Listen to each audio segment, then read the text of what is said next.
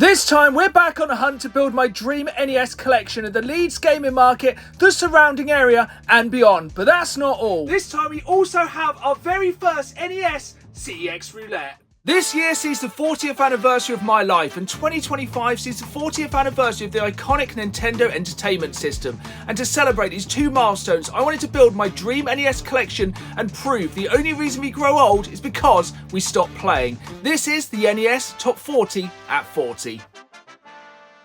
Hello again folks, and welcome back to the NES Top 40 at 40.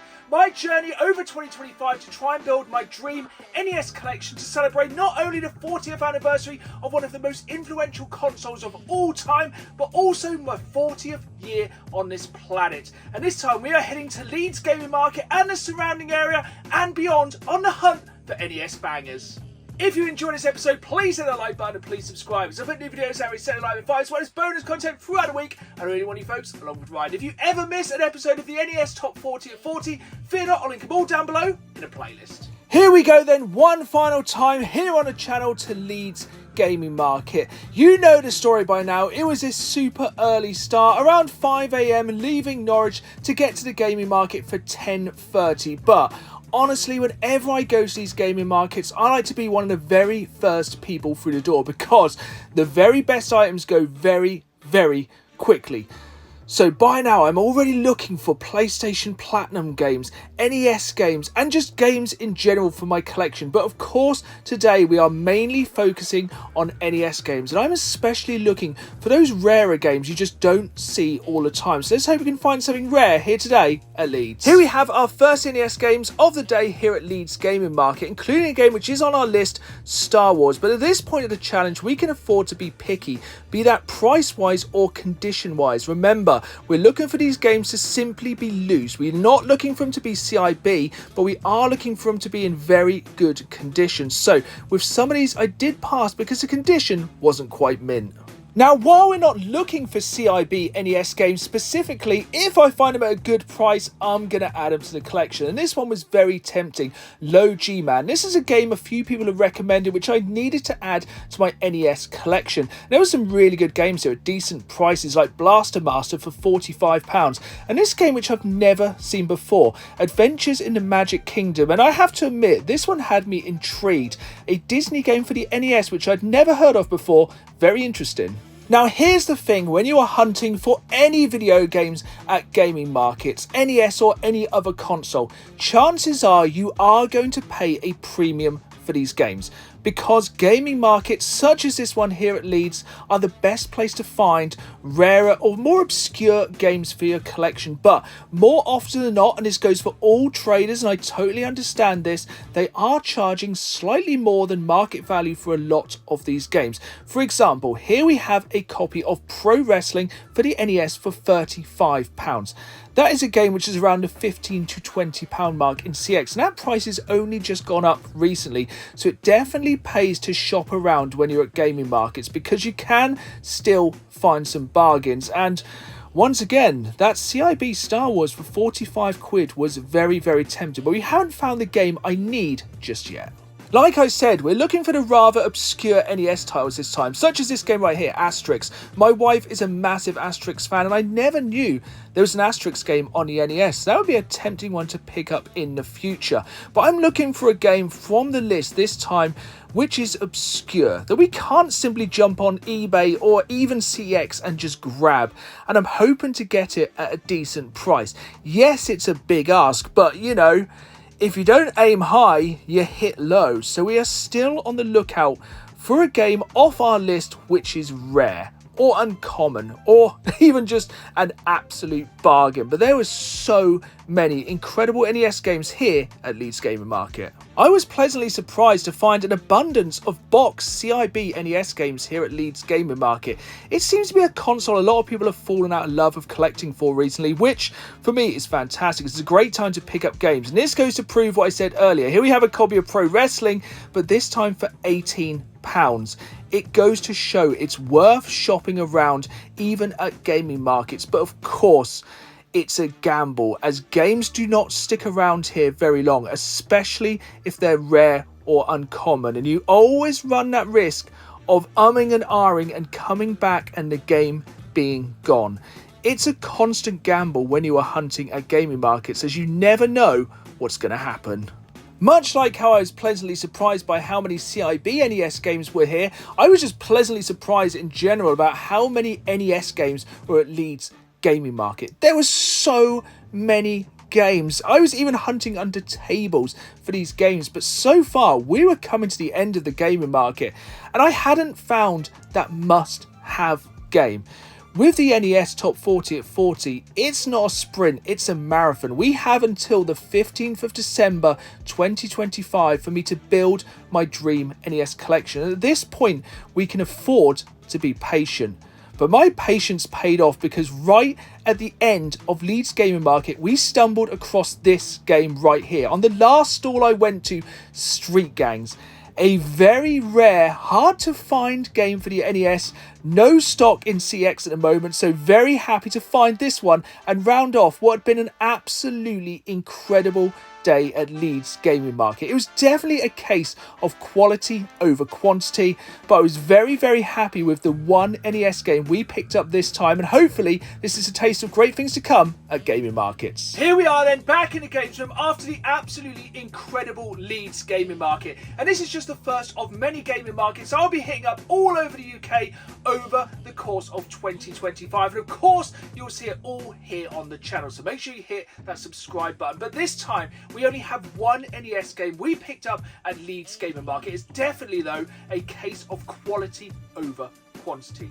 I was genuinely concerned about finding this game. This is a game which is not in stock at CX at the moment, be it loose, boxed with or without manual, and it was only right at the end of Leeds Gaming Market that I found one of my most wanted games on this list, that game being Street Gangs, and it's complete with the Nintendo official slipcase, which is always a bonus, and this game is one of the very first side-scrolling beat-em-ups pretty much ever released. Now, if you're watching this outside the UK, you might be wondering, what is Street Gangs? Well, Street Gangs is what River City Ransom was released as here in the PAL region. I'm super excited to play this one. You can see it was labelled at 35 quid. I managed to get them down to 30 quid and was very, very happy to add this one to my NES collection.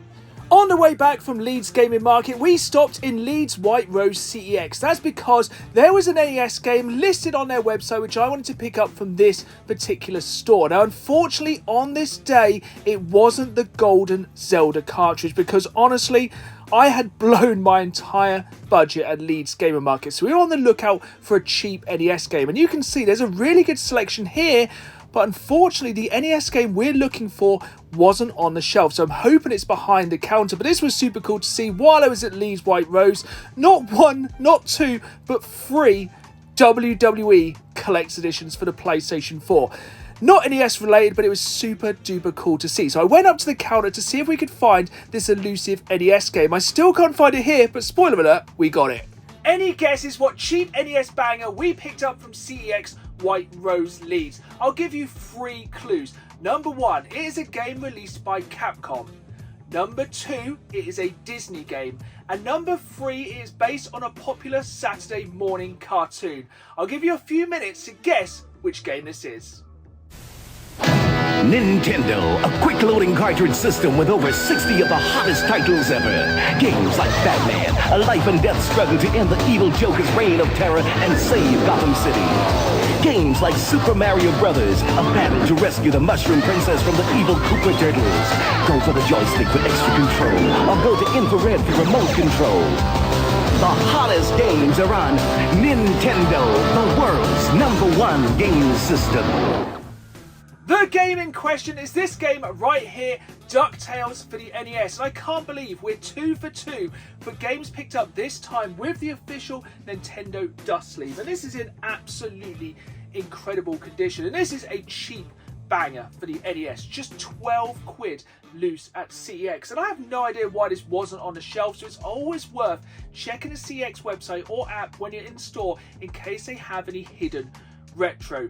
Now I'm super excited but a little bit scared to play this one, because remember, on the NES Top 40 at 40, at the end of every episode we play every game which I pick up in this episode, and I have heard this one is brutally hard. But DuckTales Grown Up was one of my very favourite Saturday morning cartoons, and can't wait to jump into this one. And slight spoiler, coming up next we have our very first CEX roulette, and another clue, again, it's a Disney game. But first, I have a very important question for all my fellow NES collectors. When you put an NES cartridge in the dust sleeve, should you put the cartridge to the left or the cartridge to the right? Comment down below which way you think is correct to store your NES cartridges in dust sleeves. Here we go then, folks, our very first CEX roulette here on the NES Top 40 at 40. Now this is a game which is not on our list of 40 games we are specifically hunting for over the course of 2025. But I have said from the start of this series, there's going to be other games we pick up along the way, whether I've just forgotten about them, or in the case of games like this, they've just piqued my interest. This is a game which doesn't seem to have a great deal of stock in CX. This has gone out of stock a few times. I got a stock alert and just grabbed this while I can, so it might be a fairly rare game. Once again, this is another Disney game, and once again this is released by Capcom. But this is a game I'd never heard of until I was searching for NES games on the CX website, and I thought, for the price, I'm just going to give this one a go. So without further ado, let's just jump into this one. One tear, always a good sign. We have some wrapping. Looking good so far. No invoice in here, but here's the thing. When you are buying NES games at CX, you're just hoping the labels are in good condition. And spoiler alert, I think we have one of the mintiest looking carts I think I've ever seen. And this is packaged absolutely fantastically. You can't ask for better than that. This game was only £8. This is Disney Adventures in the Magic Kingdom, and by the looks of it, this has come from Watford CX, so shout out to them. That's the package you want. I've seen some real horror stories recently of people getting games delivered from CX, but that is what we are talking about. Unfortunately, no official NES dust cover this time, but you know, we've gone 2 for 3 so far, so not too bad. But yeah, this looks like it's in absolutely fantastic condition, and it is. Like, no complaints at all. This one, label is good, cartridge looks in good condition, and like I said, this is just a Disney game for the NES I'd never heard of. And when it comes to Capcom Disney games of the 8 and also 16-bit era, you can't really go wrong with these. So this is the first kind of gamble I've taken with the NES Top 40 at 40, so we'll find out what this game plays like at the end of today's episode. Throughout the NES Top 40 at 40, I want to shine a spotlight on as many of the amazing independent game stores we have in the UK as possible, and this time we are very close to home via the Cock Inn at Dereham, just down the road from Norwich at the Game Cave, an absolutely incredible independent gaming store here in Norfolk.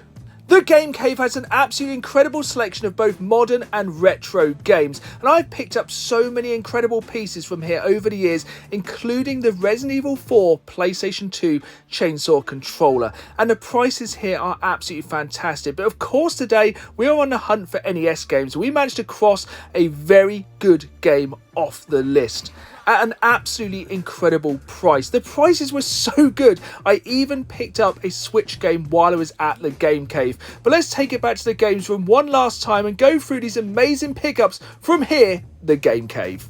Here we have our final pickup, this time on the NES Top 40 at 40 from the Game Cave in Dereham. And I've said it throughout my YouTube career as such, please support local independent gaming stores. Now more than ever, they need your support. Yes, I go to CX a lot, but these independent gaming stores, they're just another level. They always have so much cool stuff. So I not only picked up an NES game while I was there, I also picked up a game me and my wife have been looking for a very long while. Saints Row the Third remastered for the Nintendo Switch. Again, Not NES related, but this was a really good price, just 25 quid, and this is a Switch game, which is getting harder and harder to find, and honestly, what better way to play Saints Row the Third than on the go on the Switch? But back to the NES games, I get very easily distracted. We have just one Game Cave pickup, and that is this game right here, Excitebike. A very early NES game and an absolute classic. Like, this has been re-released multiple times on multiple Nintendo consoles, and with a lot of these games you kind of wonder, should Nintendo bring back this franchise? And I think with Excitebike, part of the thing about it that makes it cool is that kind of lo-fi side-scrolling kind of nature of it. It's the fact it is lo-fi. It's super simple to pick up, and it's a super simple principle and idea, but it just works. And that's the best thing about a lot of these 8-bit games. They're not based on the limitations of the console. They just push what they can do with what they've got. And Excitebike is the perfect example of doing just that. There we have it, folks. That was another episode of the NES Top 40 at 40. 4 games to add to my NES collection and 3 to cross off the list, meaning we still have 33 NES games to find for me to build my dream 40 NES game collection. But remember, this series isn't just about collecting NES games, it's about playing them, whether for the first time in ages or for the first time ever, and discovering or rediscovering some of the greatest games of all time for one of the most influential consoles of all time. 7 games down, but at least 33 left to find over the course of 2025. And who knows how many extra games will be added to the collection over that time. So comment down below any games which you think I need in my dream NES collection. It'd be amazing to hear your input and help me build this incredible collection. But for now, it's time to relive or replay some of the greatest 8-bit games of all time. So I hope you join me for some NES gameplay and wish me luck with DuckTales. If not, I will see you on the next episode of the NES Top 40 at 40. And remember, life begins at 40 and we only grow old because we stop playing. See you soon!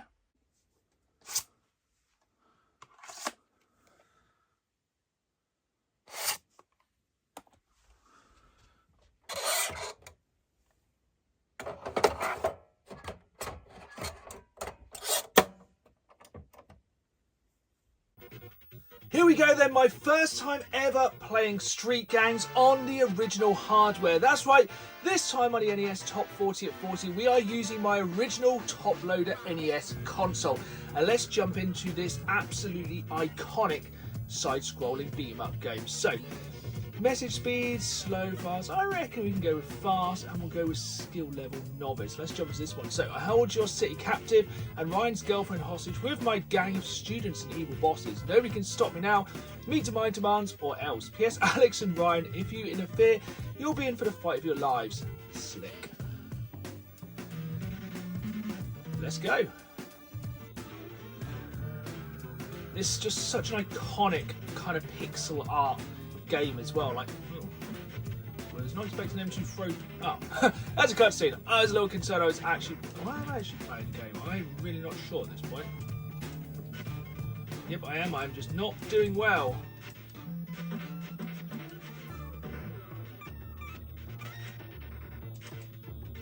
Oh, they are really surprisingly intelligent. I have got so little health. Is actually real. Can I pick up their weapons? Yeah. Okay. I think those first 2 enemies just got really lucky. Even though now I have 1 piece of health. It's such like, you can see where like a lot of the Scott Pilgrim inspiration came in for like the artwork, the comics, and of course the game. That was an absolutely abysmal start. Right, let's try it again. I think the trick is to kind of use their weapons a little bit more than I have been. I decide to back away, which is kind of annoying, but right. I like the kind of subtitles at the bottom of like what they're saying as we beat them. It's just like the NES is like the perfect kind of console for these side-scrolling beat-em-ups. It's literally like 2 buttons, kick and punch. There's not even like a jump. So it's like, I don't know why the computer keeps trying to run away. You know? Bath. Also, I don't know why they're essentially trying to get their weapons, but.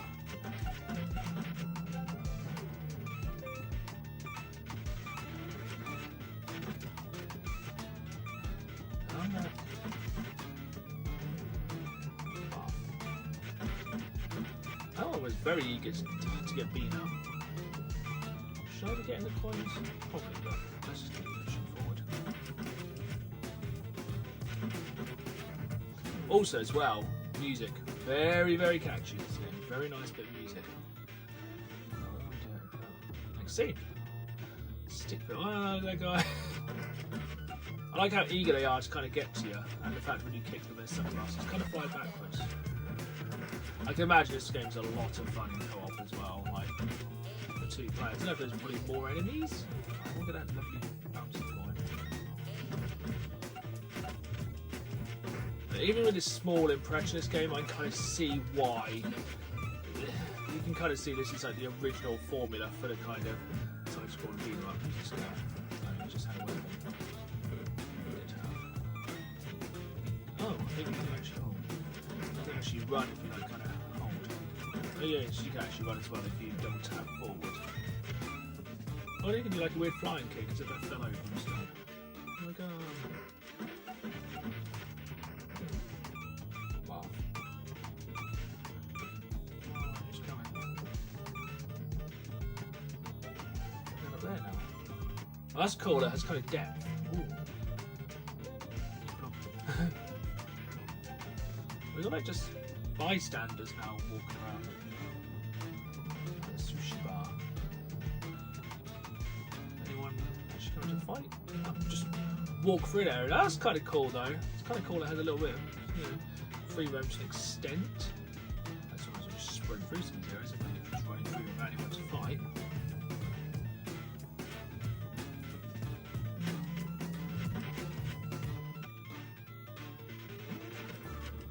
What's cool is like, I'll be like, oh no, got caught in this girder, I'm kind of caught. Oh no, what is even going on? Why are they trying to beat me up and throw me off the side of a building? That seems a little bit more extreme than we were kind of expecting. Stop blocking. Ah. Right, we're going to leave Street Gangs there, but yeah, very impressed and definitely going to be jumping into this one a lot more in the future. Okay, here comes the fear then. DuckTales. How hard can it be? At least we can select. Well, so we go from the Amazon, Transylvania, Hurricane Mines, the Himalayas, or the Moon. Not really what I was expecting. We're going to start in the Amazon? Question mark. Right, so we can jump. Is that it? We can jump, right. How hard can the game be? Oh, okay, so we can't actually... Can we not hurt enemies? How do I get these treasures? It's obviously Scrooge McDuck wants his treasures.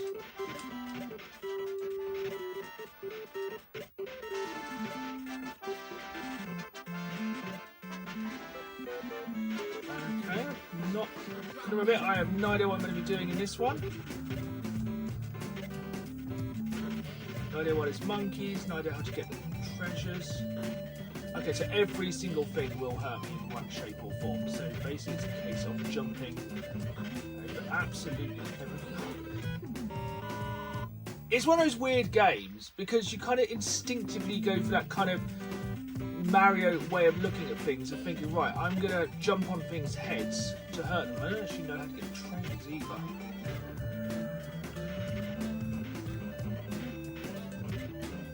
Music, man. It's just really difficult to like kind of get out of that mentality of trying to jump on something's head. But the Disney sprites are really good. Right, that's not a pickup, that's an enemy. That's not a pickup, that's an enemy. Right. Oh, come off it. Oh, that's so difficult. Oh my. So you have to kind of, what you can't tell is you have to jump and hold up at the same time while trying to grab those vines.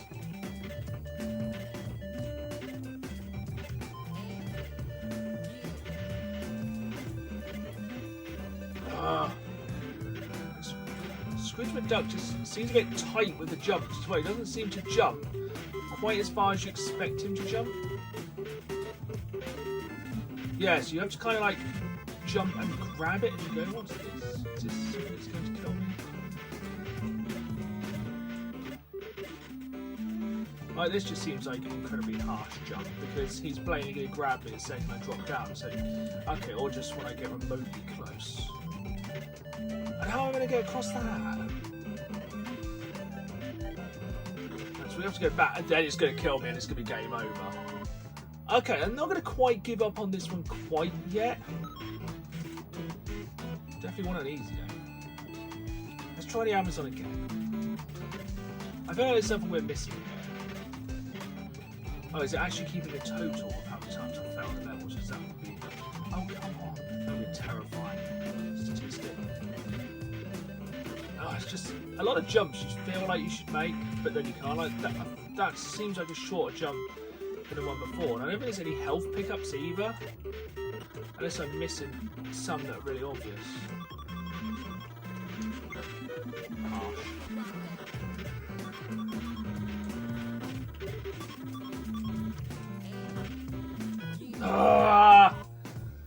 Platformers are not my forte, and this is pretty difficult. And I feel like it just has that few split seconds between him like kind of flashing before it goes back in the level as well, which is just there's that little tiny bit of annoyance. And also, I can't really tell because it looks like I have like 3 lives. This could be my worst run yet. Let's say you have like 3 lives, but then they don't seem to go down. Then like you think, oh, these are like health, but no, they are enemies. That's an enemy. This is an enemy. That's an enemy. This is by far the most annoying bit. This kind of gives me throwback like Lion King vibes. So.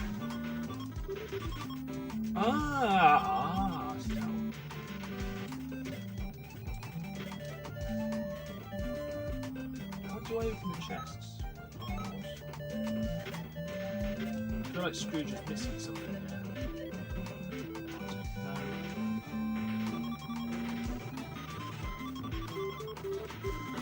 I'm just gonna get past that. No, get past. Ah! Just got past it. I got killed.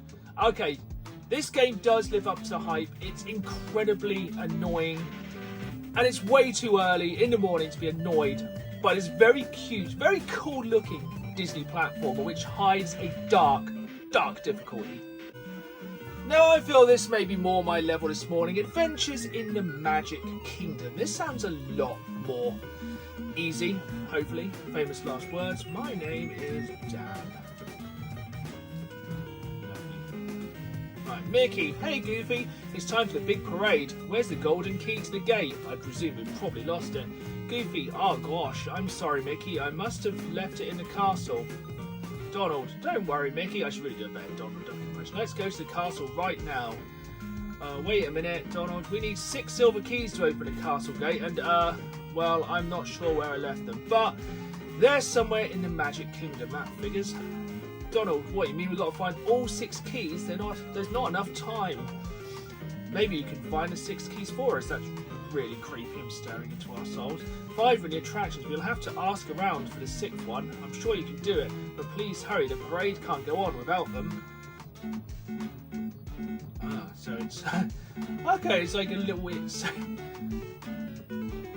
is it like a weird RPG of like trying to find these 6 keys? Hello, random person. Can I talk to you? No. Oh, there's the castle. Can I go in the castle? No, I'm just going to walk to the side of it repeatedly. Where are we meant to go? Oh, okay. So, this looks spooky. Let's go to this spooky looking one. 999 ghosts in this house, but they're always looking for number 1,000. Be careful, they might want you. That's kind of dark when you think about it.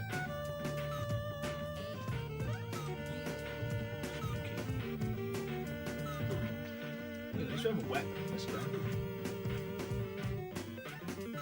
Ah, spooky. Oh, we have once again 3 hearts, which you know is the number of the time. 3 lives. But we have a weapon this time, which I think is a candle. I'm not entirely sure. The zombies are throwing something at us. Oh no, that was all the weapon we had. This is like Disney Castlevania. Oh no. Oh, I keep wasting my ammo. My precious ammunition. Ah. Oh. I'm sorry, you'll have to try again. That wasn't as brutally hard as DuckTales. I just kind of got way too excited using my ammo way too early. Oh, so I only have 10 rounds. I know it's only Call of Duty. Oh, what? Oh, so that one's an instant kill. Right, 999 goes, but only looking for 1,000. But that is actually, I thought that was just like a bit of cool decoration. So we're just trying to hunt this guy down. Some of the hit detection is pretty bad. So I would have said I'd hit that one then, but it's like, no, it's fine. It was like slightly more forgiving. So what I'll probably try and do is save the ammo. Save the ammo for the one. Oh no! Save the ammo for the ones that are like really in my way, like especially in here in the castle, because these are quite hard to dodge. No, they're just. It's much easier just to get these out of the way. So 13 rounds. Why is that ghost keep appearing? You jump on the chandelier and then that side. Yep. What's that side? Pretty spooky. But then where do I go?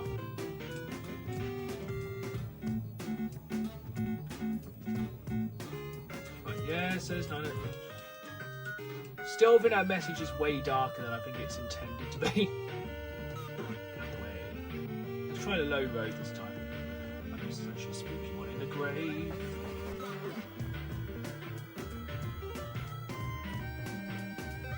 As you can tell, like, my one weakness is platforming. Play a bit like this, all good. As soon as it gets to psych right, I'm not getting caught out by that weird head that appears and looks all mouldy. Not this time. Right, into the spooky castle. So what I don't really understand, when we got to that bit with the kind of bit full of hand. Like this makes sense with the chandelier. Like obviously you jump on the chandelier and then jump over. What about this?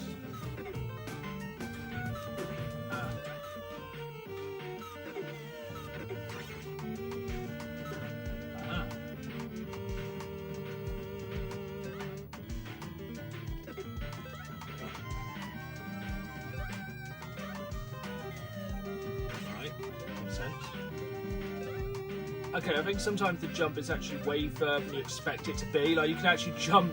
It's one of those very rare games where you can actually jump further than you expect. Is this going to kill me, or is it going to take me up higher?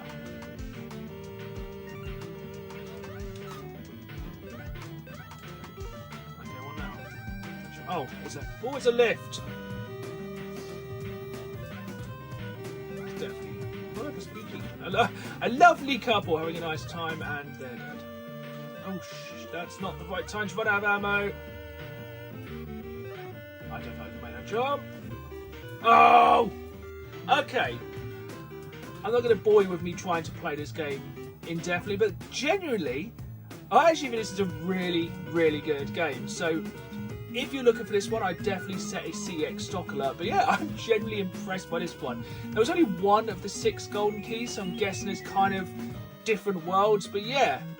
That gets a pass for me. That's a decent game. Finally, we have the NES game with quite possibly the best chiptune music so far, Excitebike. And honestly, what else is there to say about this absolutely iconic game? It's so simple, yet so effective. It was one of the best early racing games, and it's just a timeless classic. This is a game which is still released fairly often on Nintendo consoles in essentially the exact same format. It's fairly simple. You just drive, you hold down the button, you don't fall off your bike. It's fairly simple, but it's very, very addictive. And I think it's the simplicity of this game which makes it so addictive. It has that kind of classic pass the controller, try and beat your friend's time or the highest score. It has that quality kind of feel of like arcade games, of that just one more go, and it is literally timeless. Like, you may not think about it, but this game is still being released to an extent this day, like in kind of mobile games like Infinite Runners, stuff like that. It's just a classic formula which doesn't age, and honestly it still plays as well now as it did nearly 40 years ago. It just goes to show the power of the NES and how these games have stood the test of time over the past 40 years. And literally, this is the definition of the kind of classic games which I just want to either relive or experience for the first time ever through the course of the NES Top 40 at 40, because games like this are literally timeless, and they just go to prove why the NES is without a shadow of a doubt one of the greatest consoles of all time. But that's enough for today. I'm going to put down a controller, get back to work, so I will join you on the next episode of the NES Top 40 at 40. So until then, keep playing the game. See you soon.